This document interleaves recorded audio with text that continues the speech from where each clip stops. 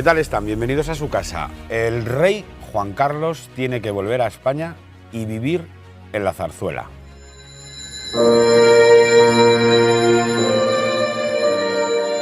¿Y por qué les digo esto? Porque miren, la campaña para relacionarle con el 23 de febrero, con el 23F, ha saltado por los aires y los documentos desclasificados demuestran su papel de auténtico héroe de la democracia.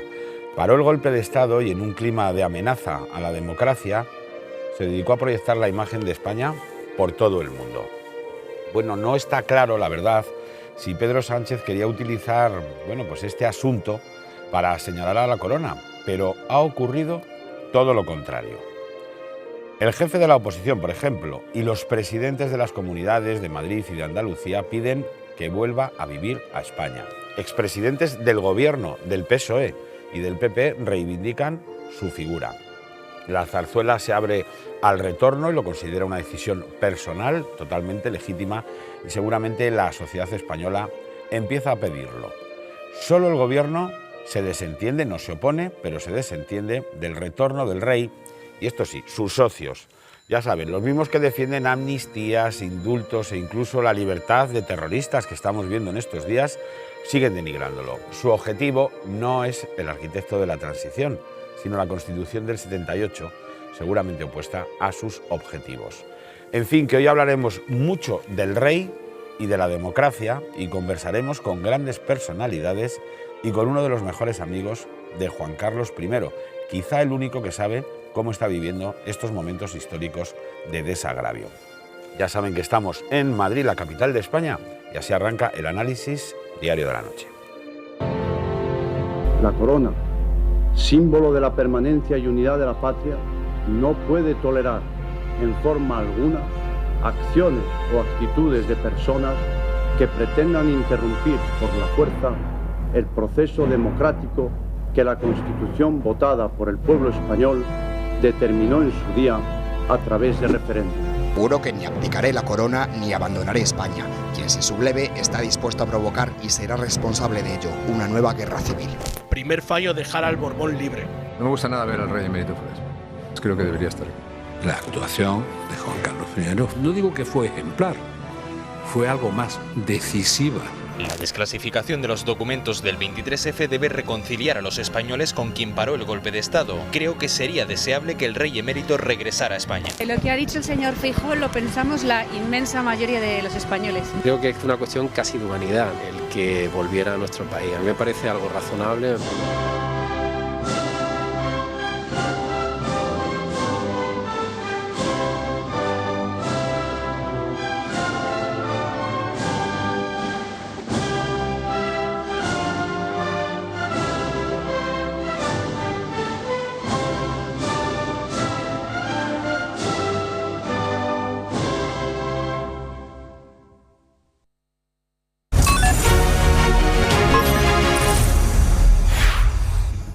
Bueno, y para esta noche tan importante nos acompaña una mesa pues muy constitucional, muy del 78, que es un año fantástico por todo lo que supone. Soraya Rodríguez, hola, bienvenida. Juan Lobato, bienvenido. Manuel Cobo, bienvenido. Esperanza Aguirre, bienvenidos. Ahora Muchas mismo gracias. entramos en materia y un primer acercamiento, pero dejadme que os cuente antes algo, o que me pregunte algo. ¿Qué intención tenía el gobierno con la desclasificación de los papeles del 23F? Se lo ha preguntado mucha gente, ¿verdad? Bueno, a lo mejor Pedro Sánchez esperaba que saliera cara, pero la verdad tiene pinta de que le ha salido cruz. En otras palabras, el papel del rey Juan Carlos ha salido reforzado después de demostrarse que fue una figura trascendental para frenar el golpe de Estado.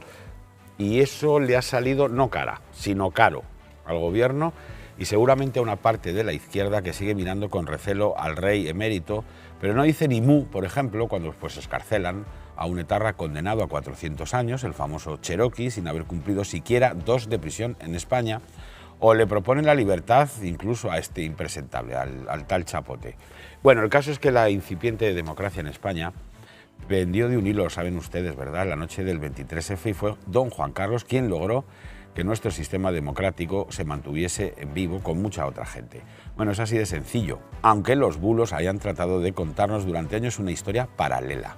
Esta noche nos plantearemos si ha llegado el momento de que el rey Juan Carlos pueda regresar con absoluta normalidad a esta España, a la España de hoy. Bueno, y 45 años después del 23F, por la que el monarca dio la cara desde la jefatura del Estado, la zarzuela abre las puertas y lo deja a su elección. Esto es casi de última hora. No todos son tan favorables, básicamente entre la izquierda, que podríamos llamar extrema o radical, y el separatismo. Qué sorpresa, ¿verdad? Bueno, y todo ello vuelve a situar en el debate público y político una cuestión elemental: el posible regreso del rey Juan Carlos a España. En esa dirección se expresaba hoy, por ejemplo, el jefe de la oposición, Alberto Núñez Feijóo, a través de las redes sociales, con un mensaje muy contundente a favor de ese retorno. La desclasificación de los documentos del 23F debe reconciliar a los españoles con quien paró el golpe de Estado. Creo que sería deseable que el rey emérito regresara a España. Y para ponerlo todo sobre la mesa, antes de abrir mesa, y por cierto, de hablar con Carlos Herrera, uno de los mejores amigos del rey, seguramente el periodista de España que más y mejor información tiene en tiempo real de lo que está pasando por la cabeza del monarca. Pero les decía, desde una posición más distante y escéptica, qué sorpresa, pues expresaba hoy también Félix Bolaños. El ministro despejaba balones apuntando que el gobierno nunca le ha impedido la entrada en España. Claro, hombre, solo faltaba. A ver cómo le explica a los españoles, pues eso, que se esté escarcelando incluso a terroristas con un montón de años de prisión, y que una figura trascendental de la recuperación de la democracia en nuestro país tuviera vetada la entrada por nadie, por un gobierno, en este caso encabezado por Pedro Sánchez, al que los escándalos políticos y familiares, bueno, tampoco quiero hacer un listado, pues le van cayendo encima, pues como en una partida de estas de Tetris, que caen las piezas. En fin, Bolaños, ¿qué les voy a contar? El gobierno nunca le ha impedido y nunca le ha denegado la entrada a España, que de hecho viene a España cuando así lo decide. Creo que es una decisión que le compete a él, al rey emérito, al rey Juan Carlos, y también, en su caso, a la Casa Real. Pero en ningún caso le compete ni al gobierno, ni mucho menos al jefe de la oposición. Es una muy buena noticia que el señor Feijóo, que ayer decía que la desclasificación de los papeles del 23F era una cortina de humo, pues hoy vea que son útiles. Pues está puesto todo sobre la mesa. La pregunta que os hago para abrir debate: ¿debería volver con normalidad el rey? ¿Y qué ha supuesto esto de desclasificar los papeles y que de repente pues todo el mundo haya descubierto lo que creo que todos sabíamos, ¿no? Soraya. Sí, bueno, yo creo que esta desclasificación no ha descubierto nada nuevo. Más allá de que creo que aquellos que que han estado manteniendo bulos conspiratorios en relación al papel del monarca, del rey, en su posible colaboración con el golpe, pues van a tener menos argumentos para poderla seguir defendiendo, aunque no nos quepa la menor duda que lo van a seguir haciendo. Hoy estamos ya escuchando que es que faltan papeles, que se han destruido papeles, aunque no nos dicen qué papeles y quiénes lo han hecho, o que es necesario desclasificar y sacar a la luz todos los autos judiciales que condenaron a los golpistas. En todo caso, es evidente que el rey estuvo en aquellos momentos con una actuación en defensa de la democracia y que durante mucho tiempo, aunque se ha intentado destruir esa imagen, ha sido un referente y un símbolo de la sociedad española que conquistó efectivamente la democracia en una transición ejemplar, junto, es decir, la sociedad, los políticos y la jefatura del Estado, que era el rey. Por lo tanto, nada nuevo. No. Manolo. La figura del rey Juan Carlos, que durante muchos años fue el rey de España, en aquellos primeros años hay tres circunstancias, tres momentos trascendentales. Primero, es uno de los grandes artífices de la transición. La transición no se pudo hacer o no se hubiera hecho como se hizo sin Juan Carlos. La Constitución española, aquella aprobación en el año 78, y el 23 de febrero del 81, que pudo cambiar todo lo anterior. Por tanto, como en en cualquier personaje tan importante y con tantos años y con una carrera tan dilatada, habrá sombras en circunstancias personales de todo tipo, como tiene tanta gente, pero es una figura insigne de lo que ha significado el cambio en España de un régimen dictatorial a una democracia. Eso no lo puede dudar nadie. Y como no lo puede dudar nadie, lo que se ha tratado es de ensuciar, de enredar, de poner piedras en el camino.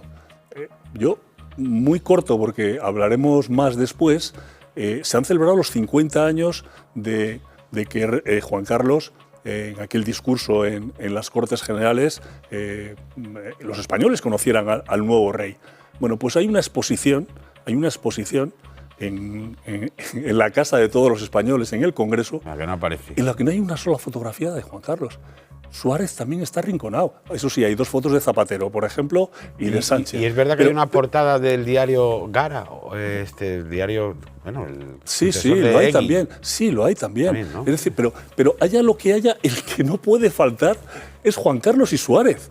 Todos los demás, hay mucha gente con mucho mérito, Torcuato Fernández Miranda, hay mucha gente, Felipe González, Carrillo, Fraga, muchos. Pero si hay que elegir a 2, son el rey Juan Carlos y Adolfo Suárez. Eso no lo puede discutir más que aquellas personas que les puede la manipulación, el sectarismo, el odio y el rencor.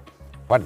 Sí, bueno, el rey Juan Carlos se encuentra evidentemente en una etapa de su vida muy avanzada y yo diría casi que por normalidad institucional tendría mucha lógica que volviera a su país y que residiera a partir de este momento con normalidad en España. Es verdad que es una decisión que le compete a él, le compete a Casa Real, tomar ciertas decisiones sobre su vuelta, sobre cómo organizarla, cuál sería su lugar de residencia. Todo eso son detalles no menores que implican la decisión, yo creo que del ámbito, como digo, del propio rey Juan Carlos y de Casa Real. Pero sería de normalidad institucional, porque en términos históricos, claro que el rey Juan Carlos ha cometido errores en sus últimos años de reinado evidentes y ha estado, yo creo, sometido también a la crítica y a la fiscalización natural que se tiene que tener con las instituciones en una democracia. Pero también creo que en términos históricos a los reyes se les juzga por los hitos políticos que han ido viviendo durante su reinado y en este caso impulsando como él impulsó durante la transición, ¿no? Y al final eso es lo que quedará y por eso yo creo que esta última etapa de su vida en la que está, la normalidad institucional es que residiera en su país, pero no es una decisión tan sencilla como nos pueda parecer o no es una cuestión que dependa de la apetencia ni siquiera de los ciudadanos españoles, sino que tiene pues mucho detalle detrás y mucha más complejidad de lo que pueda parecer. Esperanza, pero ¿se señalaba al rey Juan Carlos o en realidad se señalaba a un régimen, el que llaman ellos régimen del 78, como si fuese algo despectivo? Es que efectivamente ellos están en contra del espíritu de la Constitución, no solamente de la letra, sino sobre todo del espíritu. ¿Y cuándo empezó esta lucha contra el espíritu de la Constitución? Para mí lo empezó Zapatero con el Pacto del Tinel. El Pacto del Tinel consistió en ir al notario, que no se nos olvide, a decir que nunca jamás, bajo ningún concepto, en ninguna institución, podría pactar el Partido Socialista y la Esquerra Republicana con el PP. O sea, todo lo contrario al espíritu de consenso, de concordia, de que nunca más la división entre españoles, que nunca más las 2 Españas. Bueno, pues estos señores pero no. Tampoco se puede poner en duda la constitucionalidad del PSOE como partido. No, yo pongo en duda la constitucionalidad. El espíritu de la Constitución del 78 en el Pacto del Tinel es incompatible. Porque eso, el decir que nunca jamás pueden votar bajo ningún concepto algo con el PP, pues con el PP, porque que ahora dirán, es que es la ultraderecha, la extrema, el Vox, no, era el PP, era en el tiempo de Zapatero. Entonces, sobre el rey Juan Carlos, a mi modo de ver, lo que se ha demostrado es que su comportamiento parando el golpe fue ejemplar y la democracia y la libertad fue lo que defendió don Juan Carlos. La vuelta a España, pues yo estoy convencida de que como no tiene ninguna cuestión jurídica, o sea, en los tribunales pendiente, tiene que volver a España. Y a mí lo que me consta es que no quiere ir a vivir a un hotel. Es que ¿por qué tiene que ir a vivir a un hotel? Vamos a ver. Y la reina Sofía sí está en la Zarzuela, ¿pero por qué? ¿Pero por qué? Vivir y dormir en lo que considera su casa, porque lo es, que es la Zarzuela. Bueno, pues de estas cosas, entre otras, vamos a hablar porque hoy tenemos un testimonio, yo creo que es único. Seguramente no, con toda seguridad. Es el último periodista que ha estado y que ha hablado con el rey Juan Carlos, y es su gran amigo Carlos Herrera. Bueno, mi querido amigo y maestro, director de Herrera en COPE, ha tenido a bien contarnos lo que nadie más sabe seguramente. ¿Cómo está el rey tras quedar claro, para los que todavía tenían dudas, de que fue el monarca quien paró el golpe de Estado del 23F? ¿Qué tal, Antonio? Buenas noches. A la pregunta que me haces, yo creo que el rey Juan Carlos, claro, está encantado con los papeles que han aparecido, porque al fin y al cabo es lo que siempre él ha manifestado, ¿no? Es decir, que él siempre ha dicho lo que hizo y cómo lo hizo, y por lo tanto que ahora haya sido refrendado incluso por un gobierno hostil como es el de Pedro Sánchez, eso le lleva a la... vamos a recordar algunos de los momentos especialmente delicados de aquella noche, que quedan refrendados por los papeles de hoy. Uno de ellos es, efectivamente, las conversaciones con Milán del Bosch. A Milán del Bosch le dice, tienes que deponer tu actitud, y Milán del Bosch le dice, es que yo quiero salvar a la corona y lo estoy haciendo para salvar a la corona, a lo que el rey le responde, no, la corona la salvo yo, no hace falta que la salves tú. Y te digo que lo que tienes que hacer es volver otra vez con los carros de combate a tu unidad, cosa que al final hizo, pero costó 4 llamadas aproximadamente. Y luego hay 2 claves más. Una es la llamada del general Juste de la Brunete, que le dice a Sabino Fernández Campo, ha llegado armada la Zarzuela. Sabino le dijo la famosa frase, ni está ni se le espera, y Juste dijo que no vaya, porque esa sería la clave para que algunos militares entendieran que el rey estaba a favor del golpe. Y es cuando el rey le dijo a Armada, tú quédate en la jefatura de Estado Mayor y no te muevas de allí. Vamos a seguir con Herrera, que saben que hace días estuvo personal y físicamente con el rey en Abu Dhabi. Bueno, el caso es que él ha hablado muchas veces con el rey, que no le gusta que le llamen rey emérito, porque es rey. Otra cosa es que el rey titular, obviamente, sea llamarle rey Felipe Juan Carlos. Es el rey Juan Carlos. Bueno, pues estuvo ahí, y sobre esos acontecimientos también nos explica Herrera qué es lo que más le sorprendió al propio Juan Carlos I en aquella larga noche de los transistores. Escuchen que es muy interesante.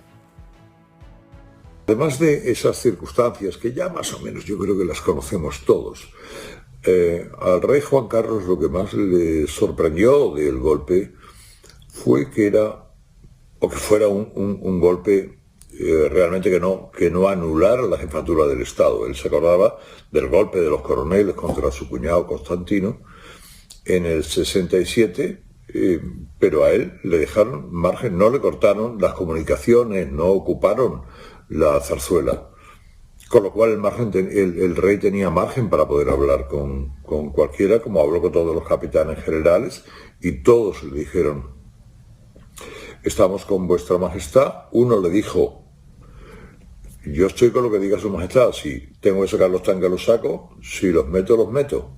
Y el rey le dijo, no, déjate, déjalos dentro. Incluso el jefe de la división aérea de Valencia le dijo, yo voy a poner 2 cazas delante del aeródromo y si viene Milán con los tanques, vamos, me los cargo en un minuto. Es decir, que la situación era muy tensa.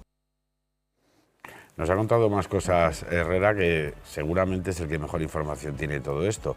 Bueno, entonces, el gran trabajo del rey fue impedir que se acabara con la estabilidad de España en aquel momento tan tenso, ¿verdad? Y eso no puede pasarse por alto. Esto nos cuenta Carlos Herrera de la COPE al respecto, fíjense. Aquella larga tarde, que fue una tarde en la que el rey se empleó en devolver la normalidad a los españoles y en asegurar los derechos civiles de todos, en impedir que una cuadrilla de algunos exaltados como Tejero y todos los que entraron, y otros más perversos, seguramente con otras intenciones, que luego fueron juzgados en el juicio del campamento, impedir que todos ellos acabaran con la estabilidad de España y la política de España. Yo creo que fue el gran trabajo del rey Juan Carlos. Uno de los grandes trabajos del rey Juan Carlos, que ahora mismo ha quedado refrendado, yo creo que involuntariamente, por este gobierno. Pues, el gobierno estaba esperando igual que alguna fisura pudiera elaborar o alimentar las pasiones conspiranoicas de algunos, pero eso no ha sido así. Y lo celebro. Todavía nos queda una última entrega de Herrera, porque Juan Carlos I seguramente estaría satisfecho con esta desclasificación de archivos, ¿verdad? Que le ha servido Bueno, pues no sé si como otra cortina de humo a Pedro Sánchez, algo fallida, pero claro, la gran pregunta que muchos se hacen a estas horas es si el rey piensa ya en el regreso a España. Escuchen lo que sabe Carlos Herrera. La pretensión de Sánchez era que durante 2-3 días no habláramos de otra cosa, pero al final eso no deja de ser gaseoso.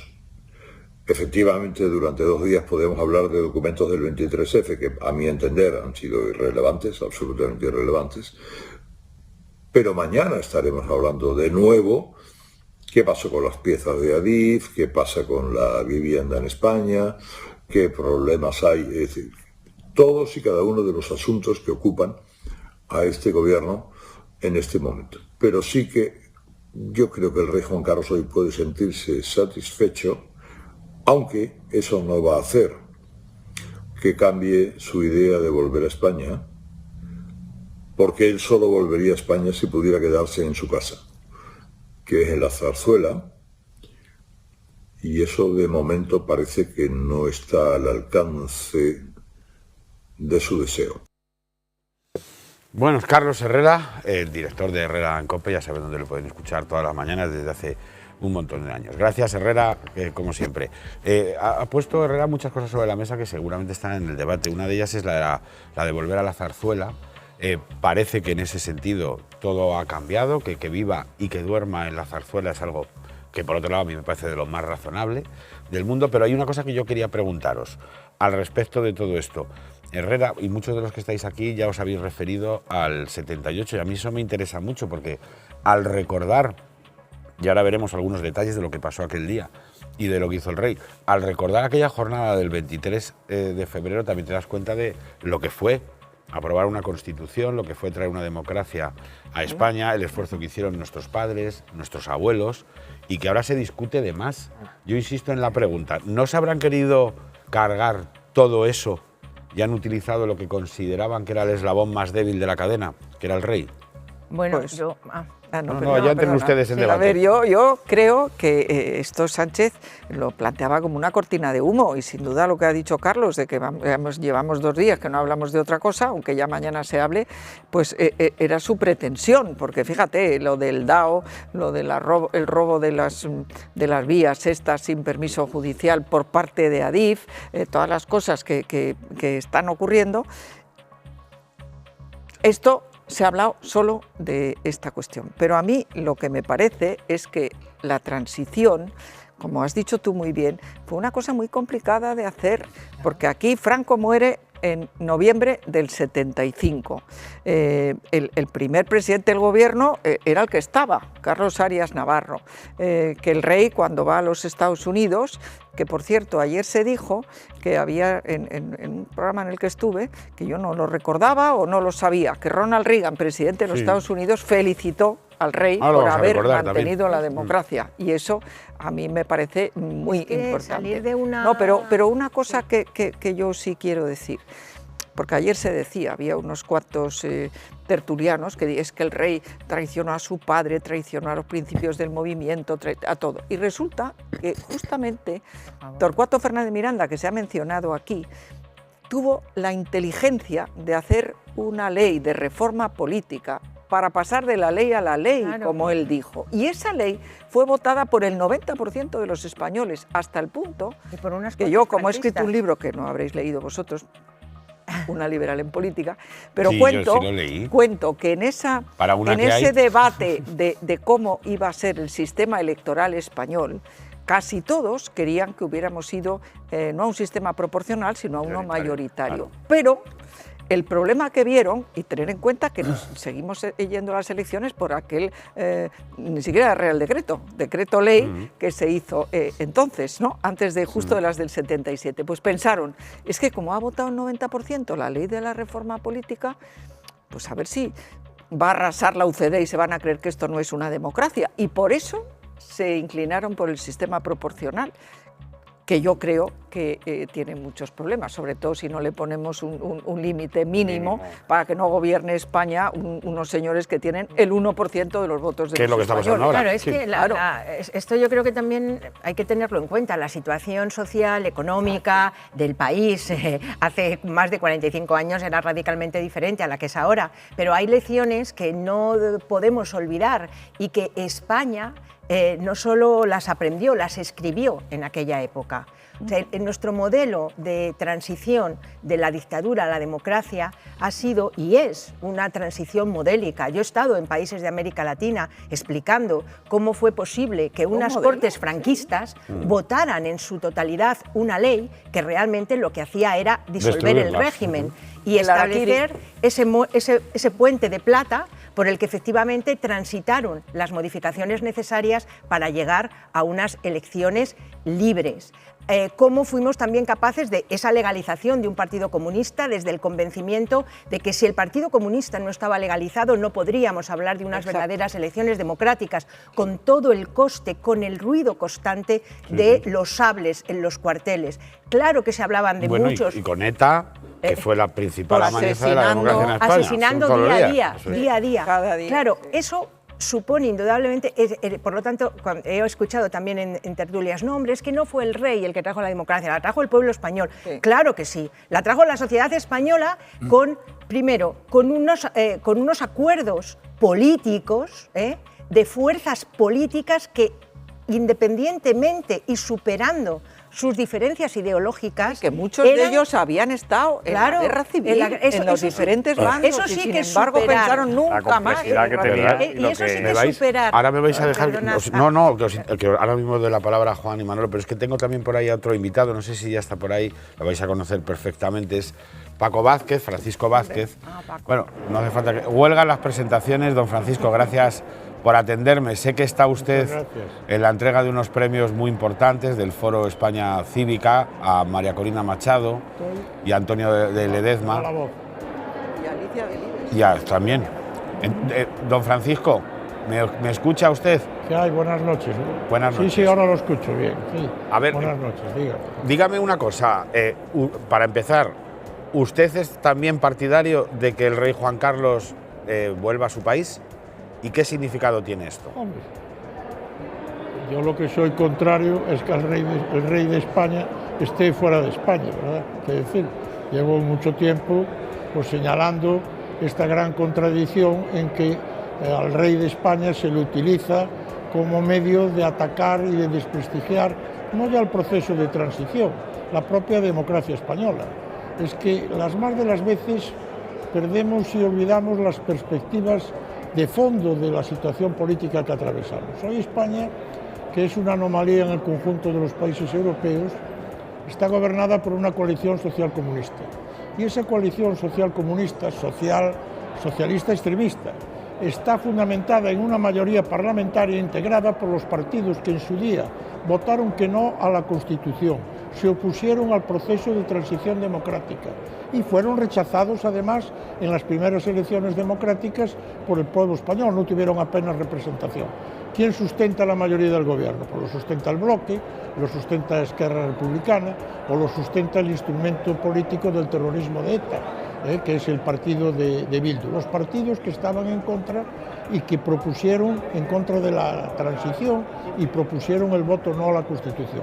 Y entonces se utiliza la figura del rey para desprestigiar la Constitución, para poner en entredicho la legitimidad del proceso democrático en el que el rey Juan Carlos I tuvo un papel decisivo, porque fue el que impulsó todo aquel proceso. Y ahora estos días, pues ya ve usted, no hay ninguna noticia nueva. Todos sabíamos que precisamente la figura, el propio Juan Carlos I, fue el que impidió el triunfo del golpe que se dio el 23 de febrero. Un golpe el que la causa fundamental la motivaron los socios del actual gobierno socialcomunista, que fue ETA. ETA fue el desencadenante del golpe. Sí, y señor Vázquez. Yo los invito a ustedes a que hagan un ejercicio muy sencillo. Vayan cogiendo las fechas fundamentales de la democracia, las primeras elecciones, la votación de la Constitución, etcétera, y a los 2 días ETA asesinaba a alguien. Esa era la forma de participar que tenía ETA en el juego democrático. Dígame usted, perdón. Señor Vázquez, a ver, ayúdeme a entender porque parece haber una contradicción en todo esto. Bueno, estamos aquí con Soraya Rodríguez, con Juan Lobato, con Manuel Cobo y con Esperanza Aguirre, y la contradicción es la siguiente. Si el gobierno del presidente Sánchez depende de quienes no creen en todo esto de lo que estamos hablando, bien, ¿para qué Pedro Sánchez ha tomado una decisión que en realidad refuerza la idea que sus socios quieren combatir? ¿Le ha salido mal? Mire usted, porque ha mandado... No le ha salido mal. En primer lugar, la primera intención es evidentemente una cortina de humo para desviar el debate político y la atención de la opinión pública de toda la sucesión de escándalos que está habiendo todos los días y del grave problema que estamos atravesando por la corrupción, etc. Y en segundo lugar, hay que conocer la personalidad de quien hoy ocupa la presidencia del gobierno. Es un aviso a navegantes, quiere decir, al publicar estos papeles, Sánchez está diciendo, y puedo seguir publicando otra serie de papeles que están archivados sobre otra serie de cuestiones, ¿verdad? Como una manera de coaccionar para impedir posiciones críticas con su gobierno y con su política, emanadas algunas de ellas pues de personas que en su día estuvieron en el Partido Socialista o que siguen formando parte del Partido Socialista en una posición crítica. Y yo creo que me explico suficientemente. Suficientemente bien. Y le agradezco mucho que le he sacado ahí del ágape, le agradezco mucho que me haya atendido, señor Vázquez, don Francisco Vázquez. Gracias por atenderme. Encantado. Y buenas noches. Encantado. Buenas noches. Muchas gracias. Sí, Manolo. A ver, preguntas ¿qué busca Sánchez con esto? Yo te digo 2 cosas. En el mundo sanchista da igual los hechos porque lo importante es el relato. Hoy leo un teletipo de un diputado socialista, el señor Zaragoza, presidente nada menos que de la Comisión Constitucional, que dice, y no tiene ninguna vergüenza en decirlo, lo importante al desclasificarse es que hemos podido confirmar que la extrema derecha participó en el golpe de Estado. Eso es lo que ha visto el señor Zaragoza, ese es el relato que quiere contar. Hombre, lo que ha quedado patente y más claro y más importante de lo que ha salido, no es que no era conocido, es que todas aquellas insidias, difamaciones, todos aquellos bulos quedan absolutamente desmentidos en cuanto a la participación del rey Juan Carlos. No solo no participó, sino que fue el que paró el golpe. Y segundo, como acabamos de oír, Sánchez va a descalificar esto, son 45 años, que es lo que marcaba la ley. Pero puede ampliarlo. Lo puede ampliar, sí, pero bueno, van a dar 45, desclasifica. Y va a desclasificar más cosas. Esta semana en el Congreso Feijóo hizo una relación de cosas que son absolutamente imprescindibles que se desclasifiquen. Cito solo una, que además es la que más me sorprende, que sus socios de extrema izquierda pues no se rasguen las vestiduras. Yo puedo entender que por razones de interés general, de defensa, de seguridad, si hay viajes en Falcon de la ministra de Defensa a Ucrania, no se cuenten, porque puede haberlo. Ahora, viajes constantes a la República Dominicana en Falcon, que son de todos, ¿cómo se puede decir que no se cuenta por seguridad de las personas que van? Tiene que contar quiénes iban, cuántas veces fueron y a qué iban. Porque reitero que sí que se sabe, porque al final hay filtraciones que son muchos viajes. ¿Que van a Punta Cana a tomar el sol o van a otras cosas peores? Pero yo imagino los diputados de Sumar, del Partido Comunista, si esto ocurriera con un gobierno del Partido Popular, que donde vas es a Punta Cana, no sé si a Punta Cana, a la República Dominicana. Eso es lo que no quiere desclasificar Sánchez y eso sí es lo que los españoles quieren saber. Quieren saber por qué con su dinero, y no sé si también con el dinero de otros, en esos viajes se iba a Santo Domingo, que es la capital de República Dominicana, o a qué y quiénes. ¿Quiénes iban en esos viajes? Porque es muy importante saberlo. Pero cuando no quieres que se sepa será porque no queda muy bien. saberse. ¿No, Juan? Yo volviendo al 23F, porque la verdad que los testimonios que hemos tenido yo creo que son bastante ilustrativos. Yo no viví la transición porque nací en el 84, pero... Eres insultantemente más joven que yo. Realmente, pues no era la intención... Aquí la única que era mayor de edad en el golpe, eso ha estado fatal. Pero sin haber vivido esa época, yo voté sinceramente... en la Constitución Esperanza. Parezco más joven. Manuel, a ver si me dejáis una frase, venga. No os peleéis por ser más mayores uno que el otro. Tampoco, Juan, sí, siga usted. No os peleéis por esto, hombre. Que digo que yo siento que... Manuel, a ver, venga, que no os peleéis por ser más mayores el uno que el otro. Estáis empatados, lo dejamos en empate. Más mayores uno que el otro no me peleo. O más socios del Madrid. Pero, o más, sí.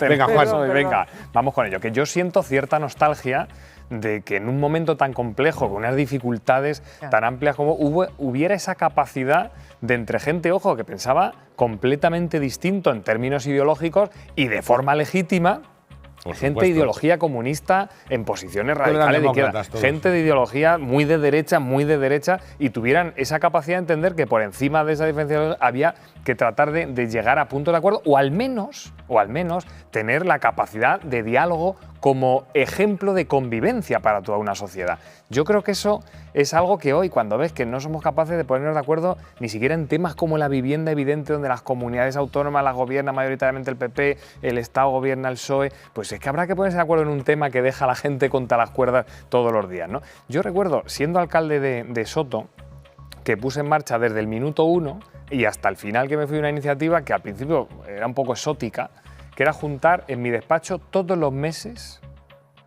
escrupulosamente, no falló ni un mes, a todos los portavoces de los grupos. Dices, ¿al de Vox también? Claro, al de Vox también, la habían votado los ciudadanos, por algo sería, tendremos que escucharnos todos.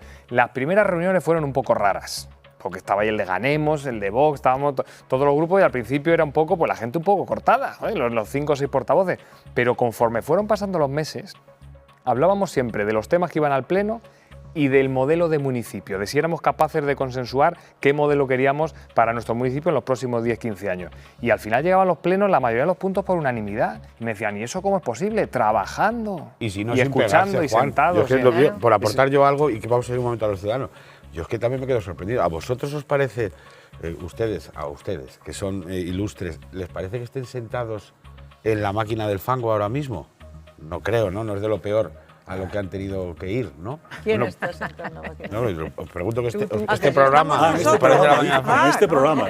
Porque es que según el presidente del gobierno en el Senado, somos la máquina del fango. Yo siempre digo, pues aquí hablamos muy razonablemente con gente de todos los colores. Y luego siempre le invitas a él, pero no. No, yo le vuelvo a invitar si quiere venir. Señalar medios de comunicación no es propio de una democracia. Sí, también lo ha hecho con Iker. Sino de regímenes que desde luego precisamente salimos, de los que salimos hace 45 años. Pero Soraya, déjame un segundo. Bueno, un matiz, porque es que tenemos a los ciudadanos esperando. Solamente el matiz de lo que decía Juan, que me parece muy importante. Esa transición fue posible porque el diálogo era un gran valor en política y hoy hemos hecho que el diálogo sea una traición en política. Fuimos capaces de construir todo eso dialogando. Y dialogamos el Partido Socialista y el Partido Popular. Y estos que tanto denostan ese régimen del 78 y que llaman a cualquier diálogo y acuerdo traición, son estos que hoy son incapaces de ponerse de acuerdo para aprobar unos presupuestos en España. El avance solo se ha construido sobre el acuerdo político, que es el gran valor de la política. Y por cierto, lo difícil.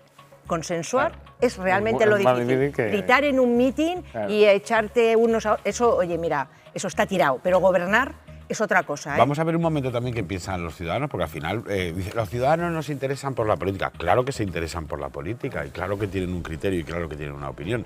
Así que por eso mismo sobre este asunto hemos querido sondear la opinión de los vecinos, de los paisanos. ¿Debe regresar a España el rey Juan Carlos? ¿Qué significa todo esto? Y esto nos han contado. El rey emérito lleva en Abu Dhabi desde 2020 y Feijóo pide que regrese. ¿Creen los ciudadanos que debería volver el emérito a su país? Yo creo que sí. Se merece estar aquí. Yo creo que no. Tiene que volver a España como todo. No me importaría que viniera. Lo único que se declare un poquito lo que se ha llevado. Prefiero que no venga, pero me da pena. Pero, ¿cómo no? Ahora mismo. ¿Qué le parece a usted que haya terroristas en régimen de semilibertad sueltos por aquí por España y él a 6.000 kilómetros de aquí? Pues me parece fatal. Lo que se está haciendo con el rey, con mi rey, es una ignominia. Y cosas mucho peores que se sueltan mucho antes. Hombre, es que lo de los terroristas sueltos por la calle no me parece nada bien. Es fatal, que este no es etarra, tiene que estar... ¿Y quién cree que tuvo la culpa de que se exiliase? Gobierno, por supuesto. Pero igual el gobierno, que no quería tampoco los partidos políticos, que no querían algunos de izquierda, pero bueno. En los papeles que se acaban de desclasificar, ¿cómo ha sido su comportamiento heroico? Bueno, creo que no debería morir fuera. Esa es. Y también voy a saludar ahora a la que tenemos aquí en este programa como corresponsal en la vida real. Quiero llamar así, una paisana, locutora y ciudadana, que es Alicia Bódalo, que se la entiende fenomenal. Alicia, a ver, tú, que seguramente representas muy bien a mucha gente del barrio, de la calle, ¿cómo ves todo esto de que el rey Juan Carlos vuelva a su casa? Pues mira, Antonio, buenas noches. A mí esto me pone de muy mala leche, porque estoy muy de acuerdo en muchas cosas de las que se han dicho. El rey tenía que haber venido hace mucho más tiempo, no tener que estar esperando, y tendrían que haber salido otros hace mucho tiempo que no tendrían ni que estar en España, y los tenemos que soportar. Tenemos una extrema izquierda absolutamente radical, gobernando con, como muy bien has dicho, asesinos de porquería que han matado a más de 900 personas en este país, asesinos que tenían 140 años de cárcel, pero como este es el país del cachondeo, después de 20 años salen a la calle, están tomando chupitos y la gente sigue enterrada mientras ellos están por ahí. Y el rey tiene que estar fuera. Tenemos una extrema izquierda de Podemos y Sumar, y yo ya meto al PSOE,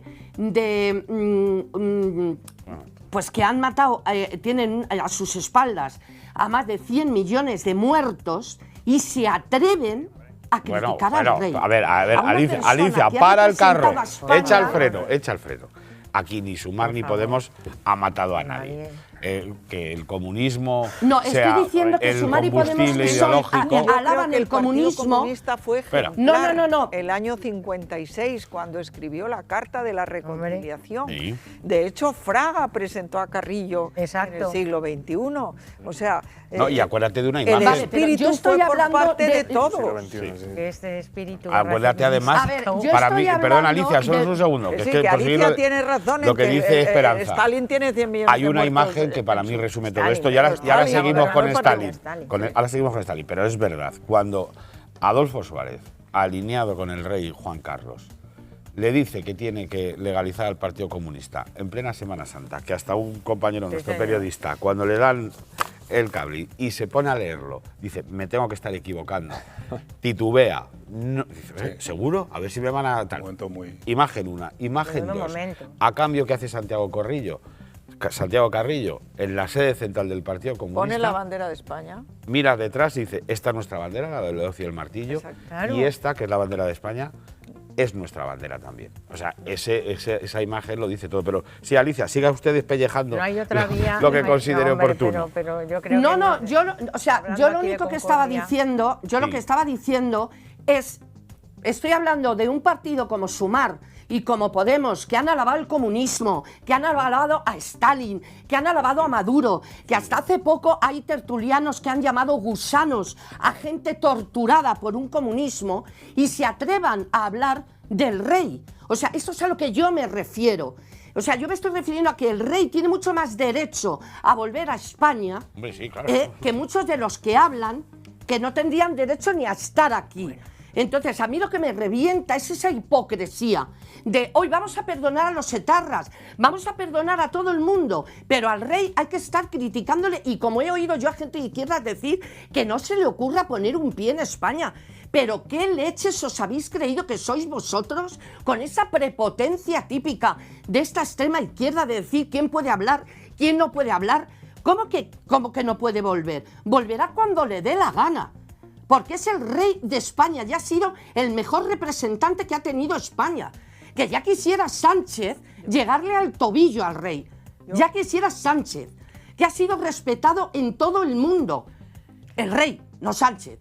Bueno, el rey ha sido respetado en todo el mundo. Pero yo creo que tenemos que analizar por qué pero también ha hecho el ridículo en un montón de sitios. ¿Por qué se fue?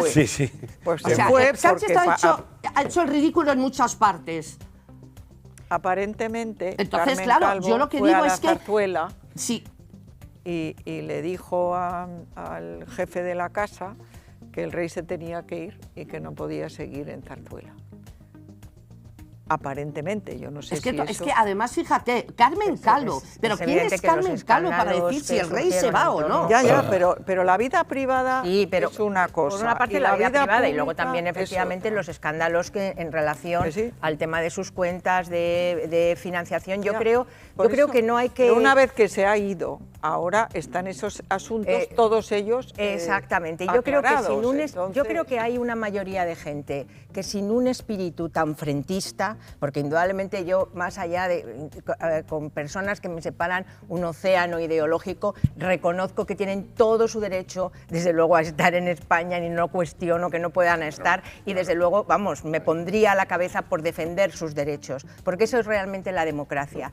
Pero creo que, Antonio, alejándonos de ese espíritu, perdón, es que me queda poquito tiempo. Solo quería decir una cosa, creo que hay una mayoría de gente que con una ideología o con otra, más, recoge muy bien lo que ha dicho la última persona a la que habéis entrevistado en la calle.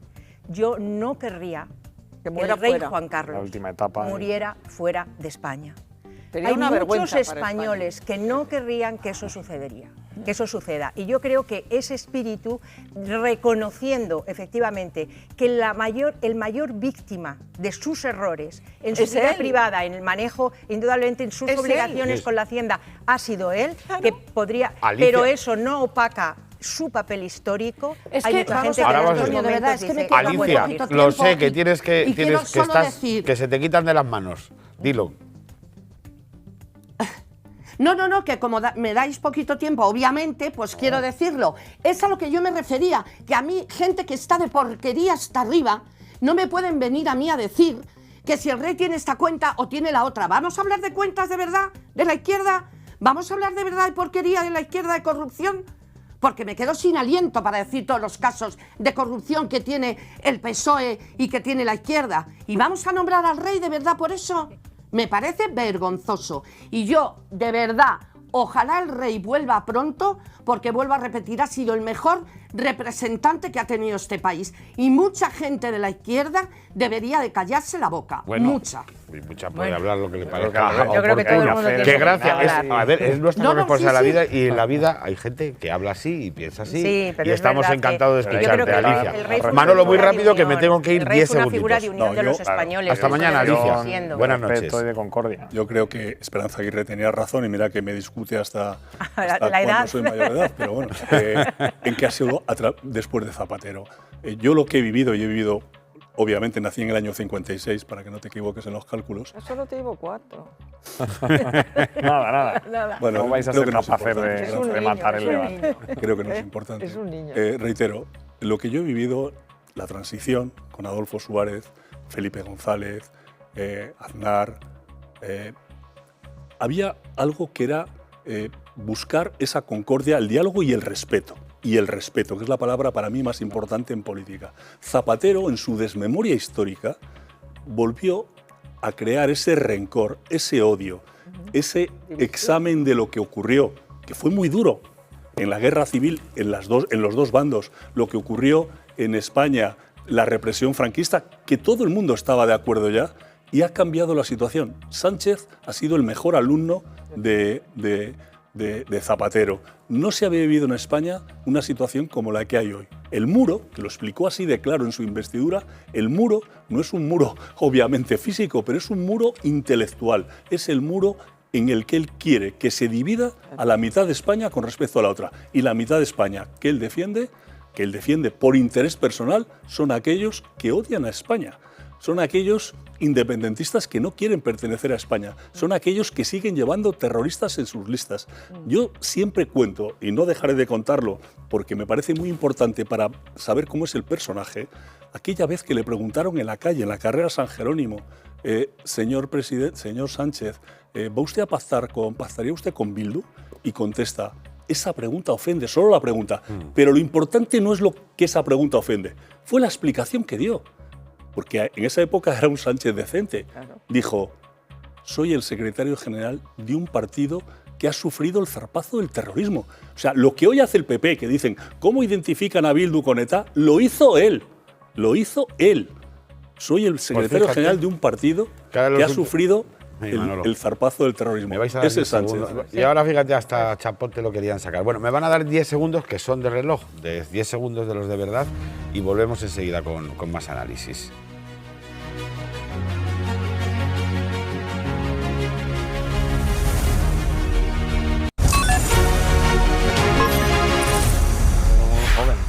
Bueno, ahora mismo vamos a ver, también estaban aquí de Juan y Soraya de cháchara, eso es muy interesante eso. Vamos a ver ahora que todo el mundo sabe que se ha desclasificado, que el rey salía reforzado, pero seguramente mucha gente no conoce al detalle, porque es mucha documentación, lo que se decía en esos documentos para acabar con las dudas con quien las tuviera. Así que si os parece lo vemos en un momento y luego seguimos con el debate. Pues mire, vamos a adentrarnos entonces en detalle en algo que, bueno, pues ha molestado a muchos. Ya saben que buscaban señalar al rey Juan Carlos por el 23F y en realidad a eso que llaman el régimen del 78 como si fuese algo malo, y se han encontrado con la prueba definitiva de que él, con tantos otros, pues frenó el golpe. Y claro, así han reaccionado los socios de Pedro Sánchez, que casi les ha dado un brote de sarampión, vean. Mejor fuera que dentro. El rey no supone nada para los vascos. Me puede parecer no relevante en este momento. Y al mismo tiempo han muerto las teorías de conspiración contra el rey Juan Carlos. Me alegro sinceramente por él. Puede corroborar y confirmar que el rey emérito tuvo un papel destacadísimo en defensa de las libertades y de esa incipiente democracia que estábamos construyendo los españoles. Creo que debería de volver. Si el rey Juan Carlos desea volver a España, que es un buen momento para que lo haga, ahora que todos los españoles conocemos el papel determinante. Bueno, se nota más o menos quién está de acuerdo y quién no lo está, ¿verdad? Habláis de ello. Vamos a poner lo de los documentos, que lo veamos al detalle, porque lo cierto es que todos estos legajos sobre lo que pasó el 23F pues corroboran lo que ya se sabía, y algunos todavía siguen cuestionando, incluso después de leerlos con sus propios ojos, ¿eh? Bueno, a pesar de todas las evidencias, se deja muy clara la firmeza con la que el rey Juan Carlos frenó a Tejero y cómo buscaba que los que se rebelaron, bueno, pues acabaran con la Constitución desde el primer momento. Vean. 6:20 de la tarde de un lunes que ya es historia de España.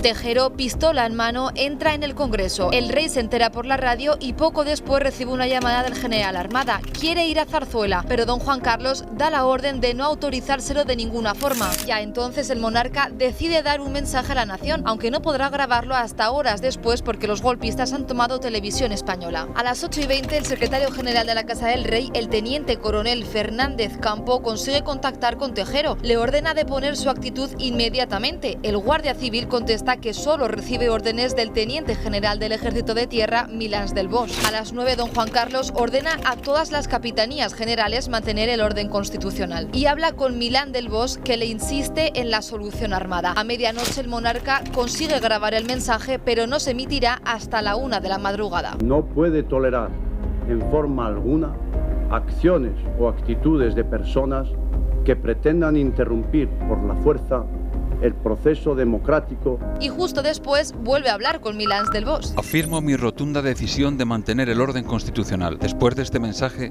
ya no puedo volverme atrás. Cualquier golpe de Estado no podrá escudarse en el rey. Es contra el rey. Juro que no abdicaré la corona ni abandonaré España. Quien se subleve está dispuesto a provocar una nueva guerra civil. A las 4 de la mañana el rey le vuelve a exigir a Milán del Bosch que esto tiene que acabar de una vez. Milán del Bosch se rinde y da la orden de abandonar, pero no será hasta el mediodía cuando Tejero se entregue. Durante años se ha intentado tirar por tierra el papel del rey Juan Carlos. Ahora se demuestra que se difundieron bulos para implicar al monarca. Una serie de mentiras orquestadas con el deseo de disminuir la responsabilidad penal de los procesados por aquellos hechos y la intención clara de disponer de un argumento contra la corona. Con el sonido de fondo de los tiros que hoy recuerdan en el techo del hemiciclo que un día la democracia estuvo en peligro. Y aunque ahora la izquierda rabie, fue el rey Juan Carlos quien paró el golpe de Estado.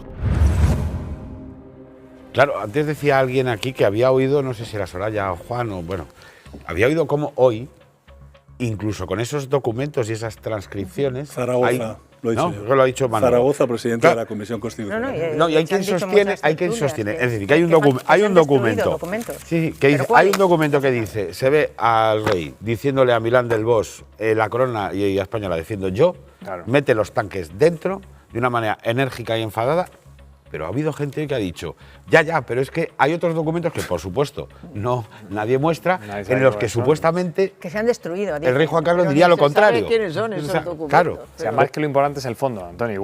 Igual que yo, honestamente, el debate sobre la cortina de humo o no cortina de humo, oiga, claro que se habla de esto porque sale esto, pero yo tampoco estoy dispuesto a aceptar que esto, que creo que es positivo, totalmente positivo, digamos las cosas como son, y otros muchos pasos que ojalá se dieran y ojalá la ley se tramite para regular esto de una forma mucho más ordenada, pero porque al final lo importante es el fondo, y el fondo es que vivimos en una democracia, afortunadamente, en la que se hizo un esfuerzo enorme para que tuviéramos condiciones de convivencia y prosperidad, que no olvidemos que la democracia no es por ser, la democracia es para que vivamos mejor. Es decir, para que seamos capaces de organizarnos y convivir de forma feliz, respetuosa y además generar prosperidad, desarrollo, servicios públicos, etcétera. Todo esto lo tenemos gracias a mucho esfuerzo, incluido lo que hemos conocido también con esta argumentación por parte del rey, que ya sabíamos todos, pero que se ha confirmado. Por lo tanto, vayamos también al fondo del asunto y no solo al regate que algunos intentan hoy, que si hay más documentos, que si no, hombre, no. Esto está Os dejo claro. una pregunta sobre la mesa. Algunos han dicho hoy que el golpe lo paró Tejero. Os dejo una pregunta sobre la mesa y si os parece cerramos de momento esta parte, porque nos tenemos que ir al Congreso, donde ha pasado también una cosa hoy muy importante de la que tenemos que hablar, y esta pregunta es, ¿vosotros creéis que ahora está más reforzado el régimen del 78? Porque hay quien piensa que, por ejemplo, la alianza que ahora tiene el gobierno, para sostenerse en el tiempo, no le queda más remedio que avanzar en una hoja de ruta. Imaginaos otra legislatura en la que ya amnistías no se pueden hacer. Con los presos de la banda terrorista ya se ha avanzado. Es decir, que el siguiente paso para mantener las lealtades que ahora mismo unen a este gobierno es complicado. ¿Esto ayuda a que eso esté más lejos o todo lo contrario? En el fondo se ha puesto la corona en el debate. Yo creo que Sánchez tiene muy claro lo que va a hacer de traca final. Y lo que va a hacer es convocar una especie de plebiscito, república o monarquía, para que tenga que ser otra vez la división, el muro y la división entre los españoles. Yo creo que sí, y un cambio de régimen y una votación, bueno, pues que él pueda defender. Él quiere unas repúblicas socialistas independientes y no quiere el régimen del 78 para nada. Yo no estoy de acuerdo. Yo no sé si lo va a hacer. Yo no sé si lo va a hacer. Pero yo no diría como vosotros que no lo va a hacer. Porque yo no creí, ni vosotros creíais, que después de los indultos, después de decir públicamente que la amnistía no se haría, que además es inconstitucional, que el ministro de Justicia, hoy magistrado del Supremo, por escrito, cuando informa sobre los indultos, dice que la amnistía no es constitucional. Por escrito, en ese informe de los indultos, el señor Campos dice que la amnistía no se puede hacer, que se iba a hacer. Nadie lo creíamos. 3 días antes de las elecciones, 23, en una entrevista, en un programa, en Al Rojo Vivo, contestó que no habría amnistía. ¿Cómo ibas a Manolo? Pero hay que con Bildu no, y que con Podemos tampoco. Pero también hay que entender un poco el PSOE. El PSOE es un partido que se define por estatutos como un partido republicano, y esto no es un secreto. Pero el PSOE es un partido institucional, constitucional y que ha defendido la monarquía. Pero también habéis defendido que Bildu es terrorista y que ha matado a muchos socialistas. Pero es que el sanchismo no es lo que ha defendido el PSOE durante 40 años. Oye, perdón, Alfonso Guerra representa al Partido Socialista. ¿Habéis visto lo que ha dicho? Que estamos gobernados por un grupo de bandidos y de macarras. Esto lo ha dicho Alfonso Guerra. Vamos a ver. Bandidos y macarras. Esperanza, yo no creo, desde luego, que ese sea, que eso esté en el horizonte. Yo estoy de acuerdo con Alfonso Guerra. Y volviendo a la pregunta que nos hacía Antonio, este proceso, es decir, esta desclasificación, el colocar durante estos días este debate, fortalece lo que yo creo que es la única solución que tenemos en este país, que es recuperar el acuerdo, el consenso, el diálogo entre las fuerzas constitucionalistas, llamadme antigua, soy una creyente. Que no la respuesta a tu pregunta, yo creo que sí, pero en contra de la voluntad de Sánchez. Porque mira, ese muro del que hemos hablado y del que acabáis de hablar, en un lado está la extrema derecha, el independentismo secesionista, que ha transformado la autonomía política que tenía el Partido Socialista, pero no olvidéis que al otro lado del muro está la extrema derecha, que va a pretender también transformar la autonomía política del centro-derecha de este país. Y tanto el centro-derecha como el centro-izquierda tenemos la obligación democrática de mantener nuestra autonomía política. Pero vamos a ver, ¿pero por qué tiene que haber un muro? ¿Por qué dice el presidente que tiene que haber un muro? Quitando ese muro, Bueno, pero que se quite el del muro, que es Sánchez. Y yo creo que si somos más los que estamos pero y no pensamos cuenta, que este es el camino, Soraya, que no se puede elegir el 23, entre extrema izquierda o Soraya, extrema derecha. El 23 de julio por la noche salió al balcón de Ferraz Pedro Sánchez a decir somos más y había perdido las elecciones. Si superamos el espíritu somos más, muchos más que no. Si fuimos capaces de superar el espíritu guerra civilista, si fuimos capaces no fueron capaces los que estaban entonces. Sánchez este país es lo contrario. Este país podemos ahora mismo superar también los demócratas constitucionalistas, quitar este muro. Para rematar esto que está diciendo, yo creo que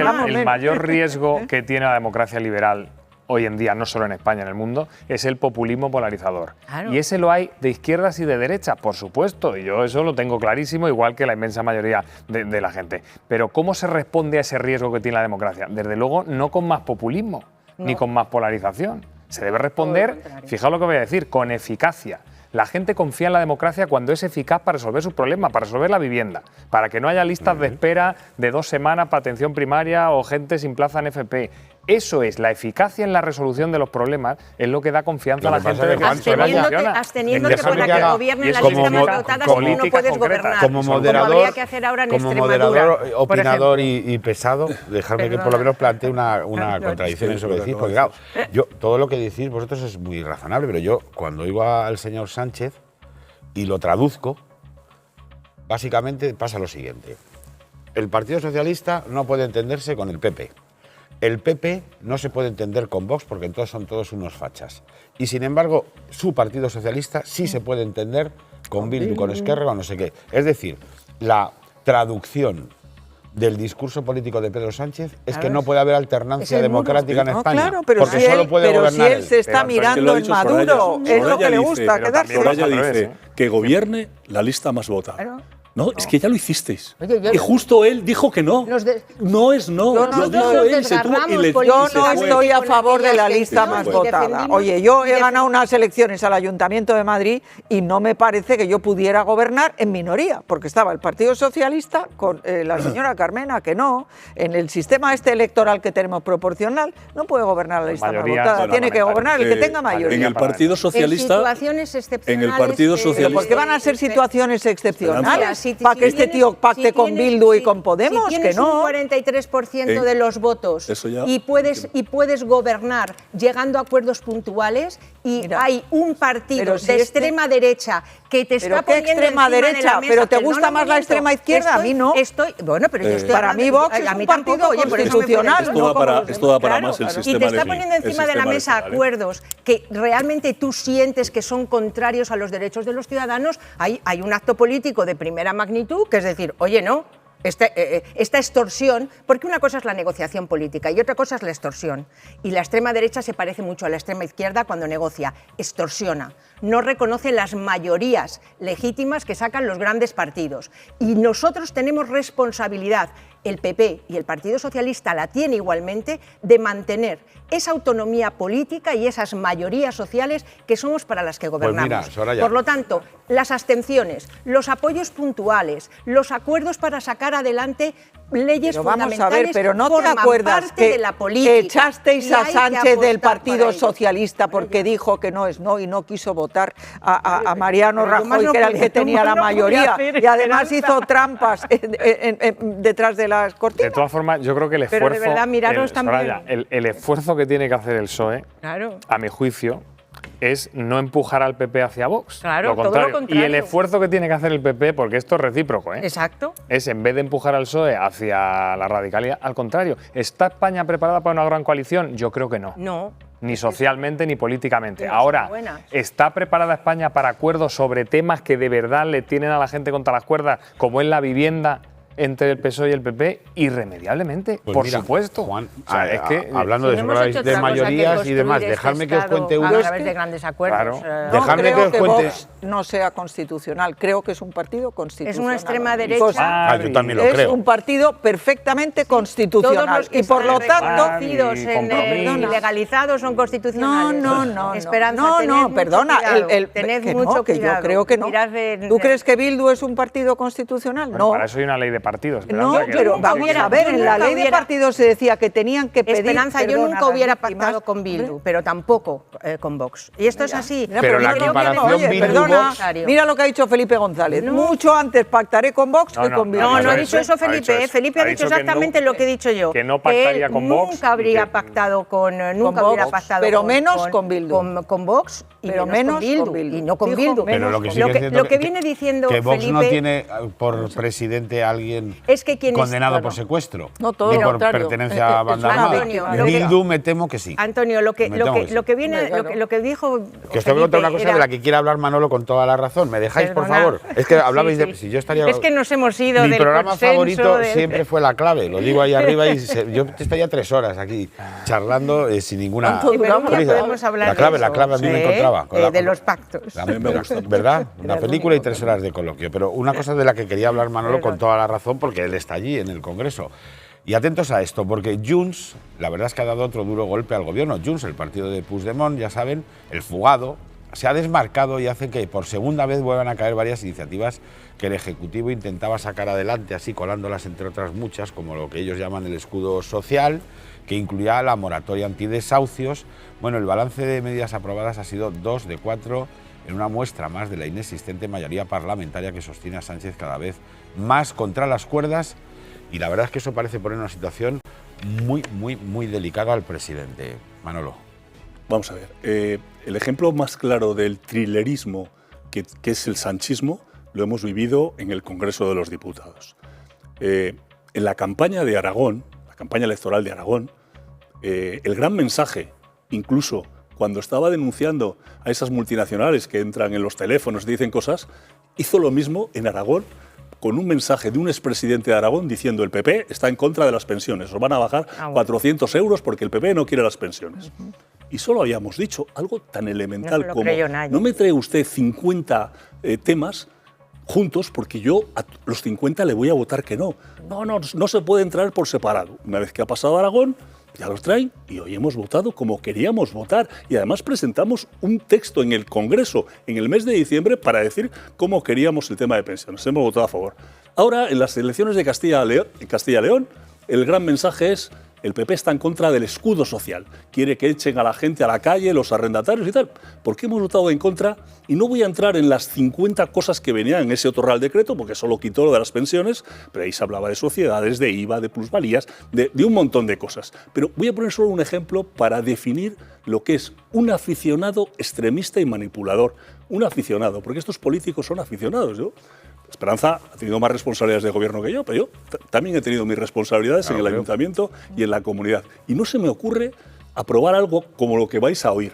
Y lo voy a decir de forma muy sencilla. Ya el año pasado aprobamos, dimos nuestro voto a favor, que hoy Bolaños nos echaba en cara. ¡Qué vergüenza! Es lo mismo que el año pasado. Sí, pero el año pasado conseguimos que se tramitara, se acordó, como un proyecto de ley, como una ley. Por tanto, iba a haber enmiendas después de convalidar.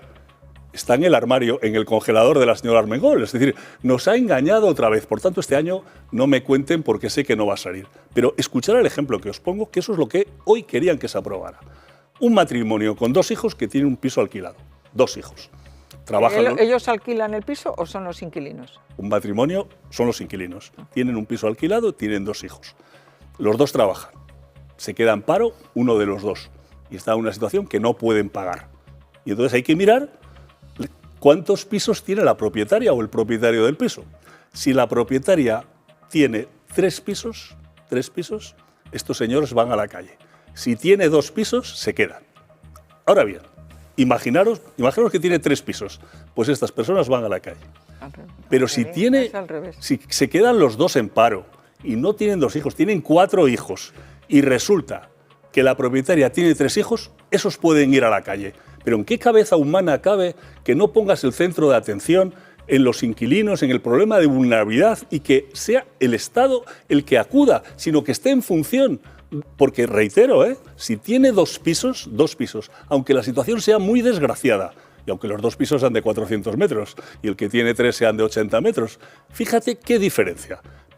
¿Cómo se puede hoy en Europa, en España, decir que a gente que necesita una atención tiene que ser el propietario del inmueble el que financie, el que pague?